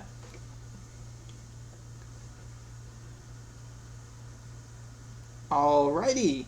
And now I think 2 people get to take cannon shots.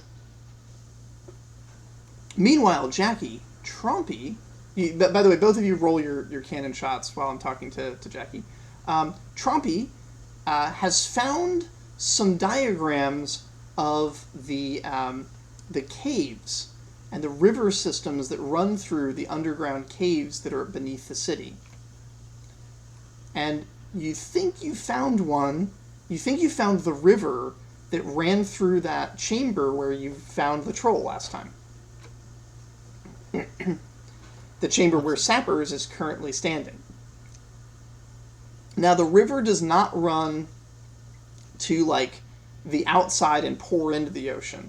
It actually meets the salt water of the ocean still underground, but there is an underwater cavern that could be used to access that. You'd be pushing against the stream, so without a boat to propel you, it would be a problem, and the boat would need to go underwater to get into it. It's an interesting problem, but it's something you could look into. Is that something I can use right now for assisting the team, or can I tell them about this? I cannot hear you, but I can see you're talking. Sorry, is that better? Yes.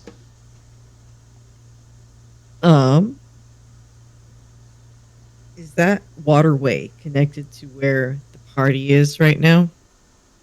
Yes. And would that be beneficial in either a combat capacity, in terms of just getting sappers generally, or should we use this opportunity to somehow get the serpent? I don't know what we're... You won't be able to do anything to sappers if you don't deal with the orb. but the serpent is not particularly relevant as long as you are able to get out of there without dying. What the cavern that you've discovered would let you do is if you could somehow get your boat underwater and go into the cave from underwater, then when you got it back out onto the underground river, you would have your cannons to confront sappers with. Ooh, okay. I will use that information for our final confrontation and urge caution with the boat. Please do your best. But I guess that's a lot of dice. So I'm sorry that rock guy is really tough. Can Wampy, instead of... Okay, so I have two things that Wampy could do. One of them I've thought of is improvising a spell that basically just improves their aim. Or actually like an AoE, I would like to do it as. But the other one I was curious about now, the information, can Wampy essentially heal the boat? With Druidism. And What's it made of? basically, it's made of wood. So I'm basically wood shaping it and bending it back. Is it made of wood? That's a Is it question made for of Mari. Or Mina, I'm sorry. Mina. Mina, is it made of wood?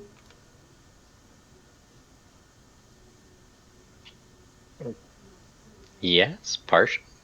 Partially? Okay. The sections that are made of wood, then Wampy could heal. Are they damaged? Are the wood Yes. Is the wood damaged Yes, versus for the sure. metal?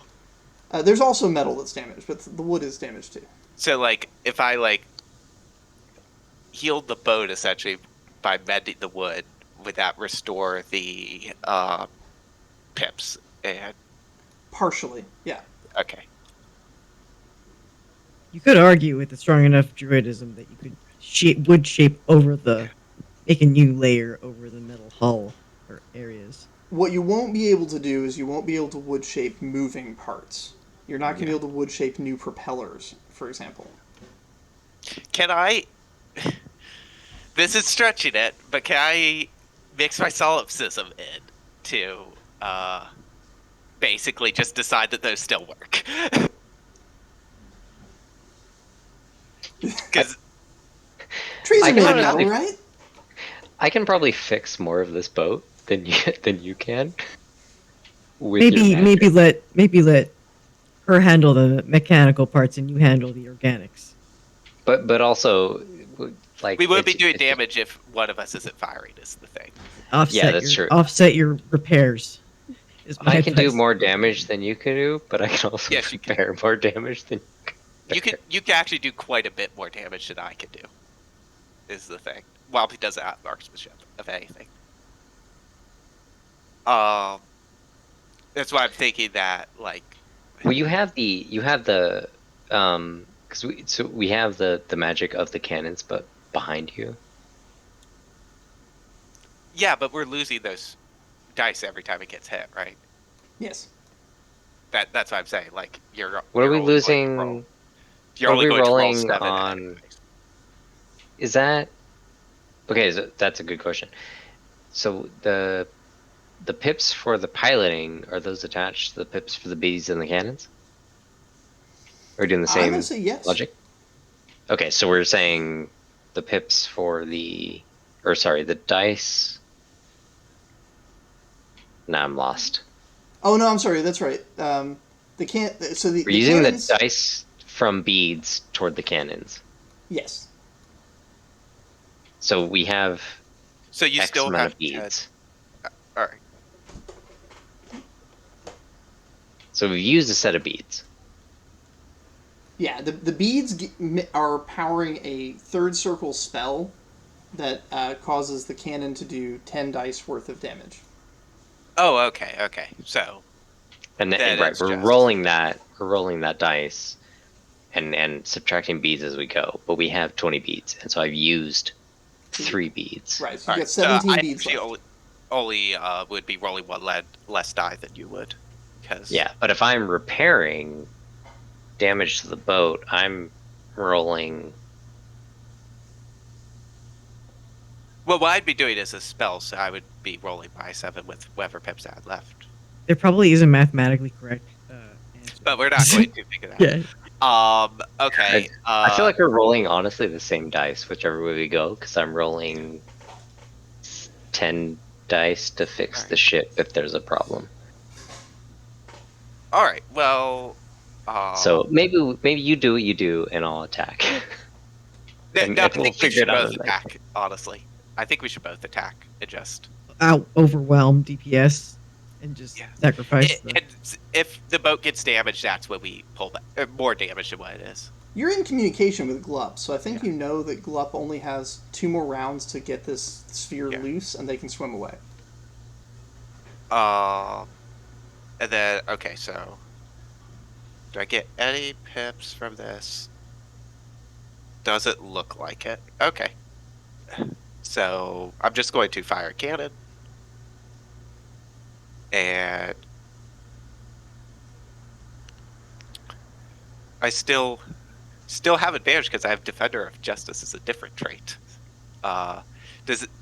I'm struggling to argue my Druidism, but I think I could argue my Solipsism as. Absolutely.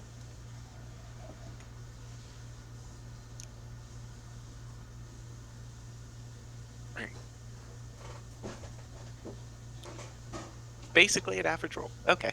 Yeah. 7 successes. Okay. Okay, so we're attacking this thing, right? That's what. Yeah, we're attacking it. We're attacking it, and then if the boat starts to look in danger, that's when we'll.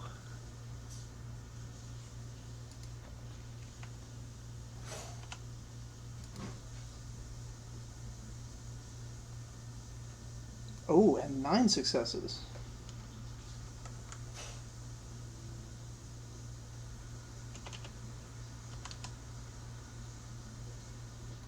Huge hits against it. Shards of stone are scattered across the underside of the bay. It is, I mean, there's still a lot of it left, but it's changing its gait a little bit in the way that it's swimming with fewer stones to its body. All right, Glup and Francis. I take it you're going to detach one more of the legs? Yep. Cool. You have equipment, so it's not necessarily a roll. Francis, did you want to try and do anything magical to help out in the fight, or do you want to make sure you don't give away your position? Oh, that's right. You need to hold the sphere, don't you? Never mind. I understand what you're doing. Okay, so you guys have... 2 of them are broken off now. Francis, when the next one breaks, you're going to be making a quick sort of either athletics or agility check to hold on to this thing. So if there's anything you want to do in the turn before, knowing that that's about to happen, you can go ahead and do it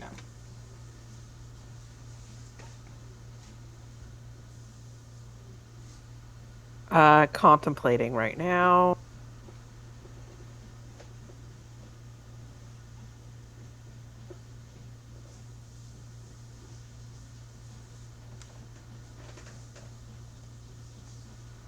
Is that because I need to react quickly to grab it, or like what? No, you're holding on to it, but it's no longer going to have any supports. And you're in the midst of a torrent of steam. The steam doesn't hurt you, but it's still physical. It still buffets you around. So you're going to be making an athletics check to swim upwards and away out of the steam without dropping it. Got it. Could I'm not sure if this would apply here, but I do have Delterra's Gloves of Lifting spell. Would that help, like, with, like, securing it to my hands? I know that probably that helps with carrying heavy things, but... It does something ridiculous underwater, because it reduces the weight of the object you have, which would make the object hyper buoyant. You'd basically rocket up to the surface if you used it. And die of the bends. You're not that deep underwater. Oh, okay, cool. Yeah, I guess, Glup, any objections to doing something like that?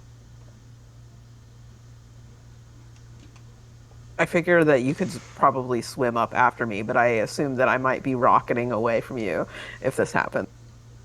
You're going to go straight up and you're going to get some serious air. Just, like, fly out of the ocean. Well, I'll just go ahead and do it because why not? Sounds All fun. right. You got it. You summon the magical gloves and you put them on. Do I need to roll for that since it's a spell? Did you have it memorized? I definitely did not. Then yes, you need to roll for it.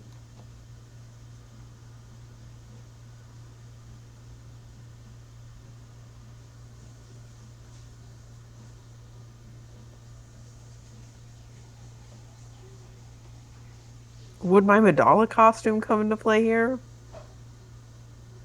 I'm thinking of like Madala's strength, so like kind of just like role playing like, oh, I'm as strong as a giant werebear with the glove. I think that will apply to your holding on to it next round, but for spell casting, not really. Oh no. All right, well then, we'll see how this goes.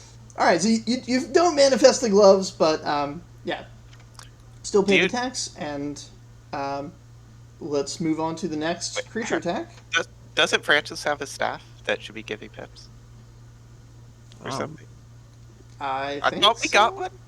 I do have a staff. It absorbs tax, but would it give pips? Yes. Oh, how does that work? It has a quality. Oh my god. Wait, I can apply my objects as Well, you Okay. get to pick one piece of equipment for any given roll to apply as pips. Oh, well, I could have been doing that all along then with Henri as well. Okay, I didn't realize that. Does the tax that I've already incurred on that item reduce the pips? Yes. Okay. Well, in that case, Like what's happening to the boat, for example. So how many pips did you have? If there's at least 5 pips. 3, then you've got the spell. Yep, 5 pips. Okay. Yeah. So you do cast the spell. You have the gloves. Sick! Hell yeah. All right. Now the critter is going to make another run at the ship.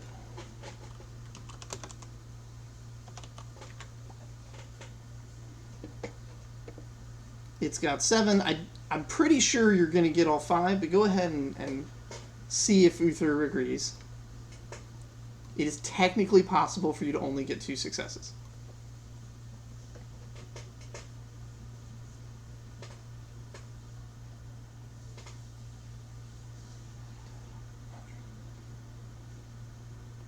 It's a 1 in 100,000th chance, but it is possible.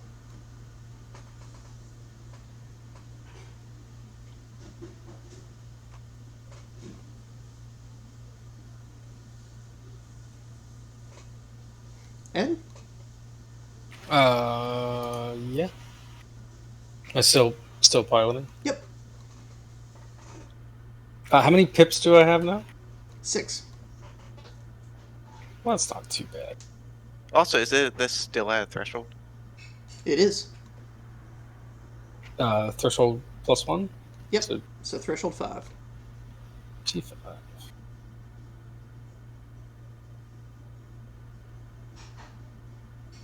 All right.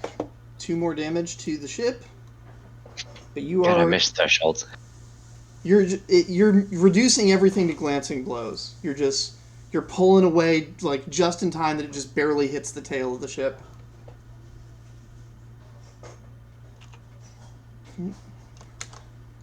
Kitten.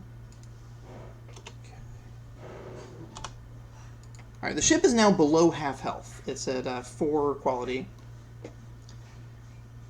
All right, what are the cannon team gonna do?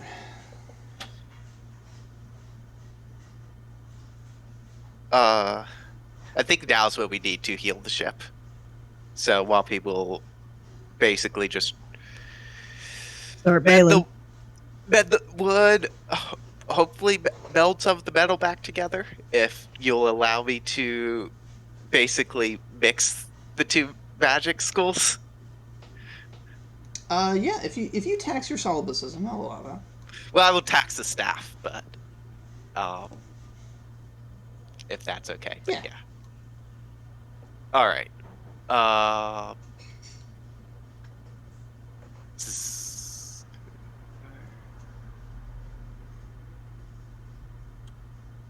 Really need to. And then Troy, is Mina firing cannons or doing repairs? Or are you going to wait to see? Okay, there you go. Ship is back to full health. That was exactly 6, wasn't it? I was gonna wait to see, but I didn't get a chance. Well, alright. Yeah, I mean, you waited to see. The ship is at full health again. You want to fire that cannon? Yeah, we'll do that. Noted above, we have 11 beads left. Okay, so we have 3 shots. Is that right? Yes, 3 shots. Oh, the annoyance that we don't have 4 shots.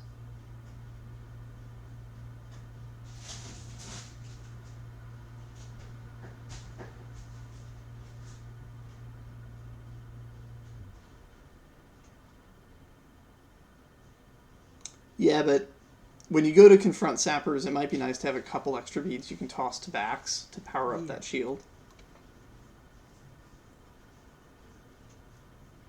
That's a good point.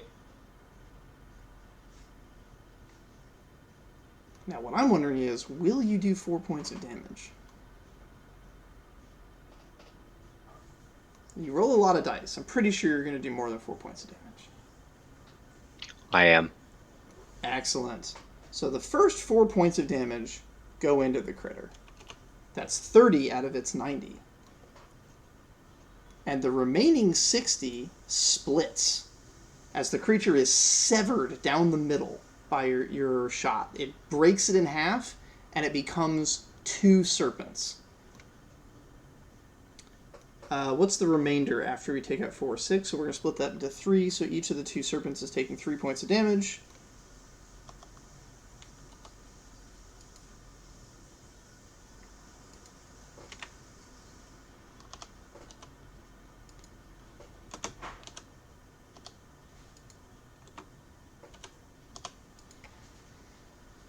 Okay, and they are not as strong when they're just little half serpents, but they get 2 attacks.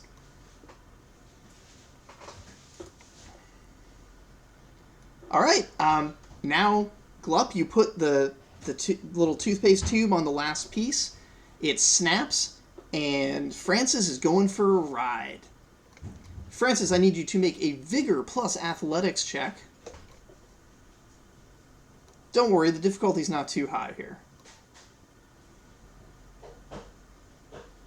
And your Medalla costume does count for this, as you grip onto this thing and go for a wild ride. It's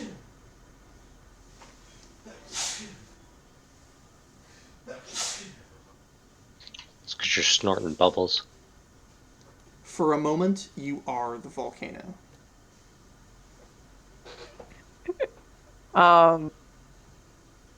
So I also have the sticky sticker, and I'm mildly tempted to kind of just This is when you use it for sure.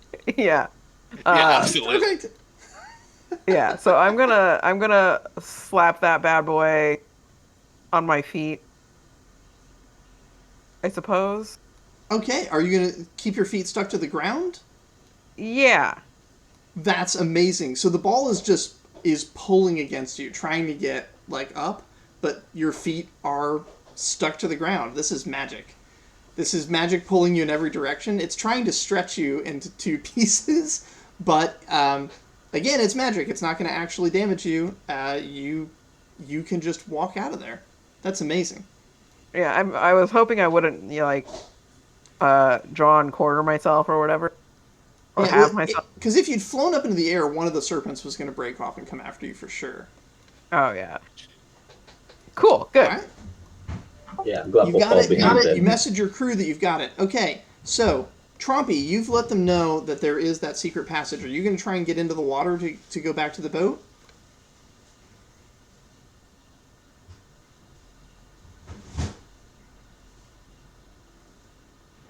All right.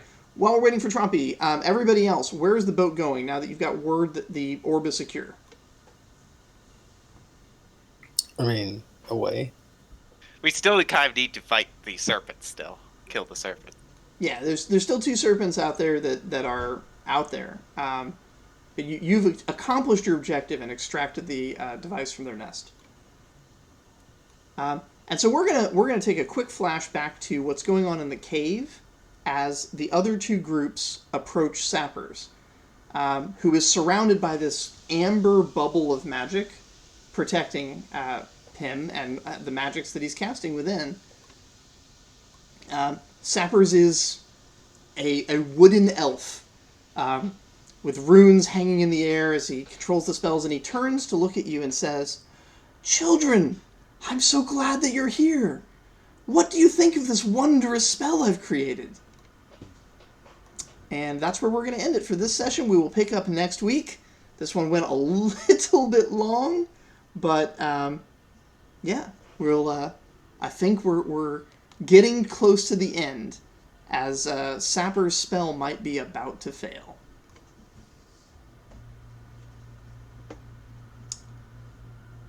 Have a wonderful evening. I need to go. All right. Good night. Okay. Good night. Okay.